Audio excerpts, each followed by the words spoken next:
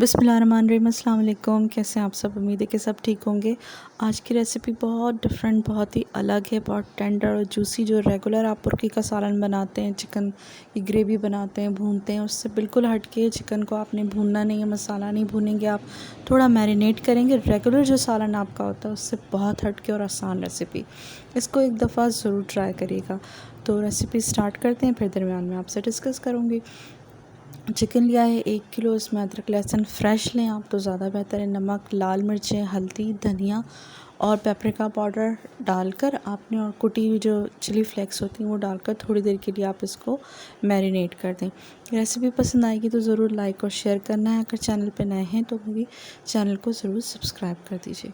ठीक है जनाब। अब हमने क्या करना है, जो हम प्याज है तकरीबन ये मीडियम साइज़ से, थोड़ी सी मतलब मीडियम ही समझ लें, इनको बारीक मैंने स्लाइस किया और इनको भून लिया, इनको ब्राउन कर लिया अच्छे से। अब ये मसाले सारे, इसको इनको हल्का सा रोस्ट किया। बादाम ज़रूर डालिएगा, ना हो तो पीनट डाल लें आप इसके अंदर। और जो क्रिस्पी ये ब्राउन है, थोड़ा सा डार्क कलर लग रहा है क्योंकि शेड पड़ रहा है, तो देख लीजिए बिल्कुल लाइट कलर में आपने इसको ब्राउन कर लेना है। और जो ड्राई रोस्ट मसाले थे उनको आपने पीस लेना है।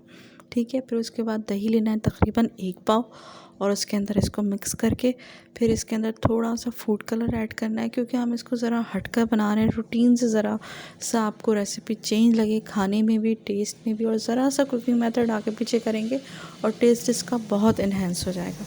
अब ये तमाम दही को जो है वो हमने चिकन के अंदर डाल दिया है और थोड़ी देर के लिए छोड़ दीजिए और इसको मैरिनेट कर दें अच्छे तरीके से, यानी 10 मिनट रख दें ताकि मसाले अच्छे से इसके अंदर एब्ज़ॉर्ब हो जाएं।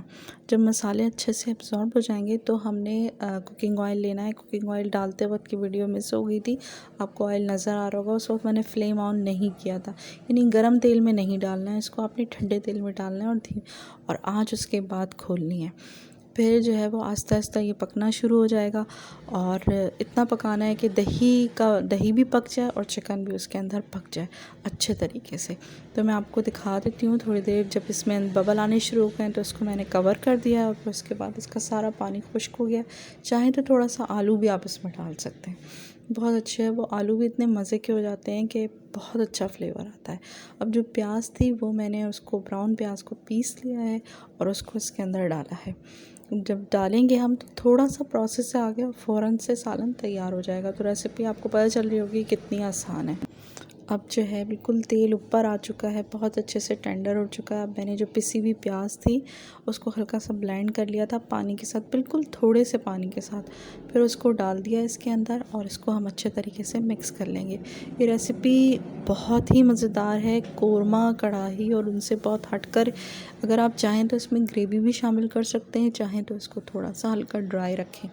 अगर आपको रोटी के साथ सर्व करना है तो थोड़ा ड्राई रखें, और अगर आप चावलों के साथ सर्व करना चाहते हैं इसको तो थोड़ा सा इसके अंदर शोरबा बना सकते हैं।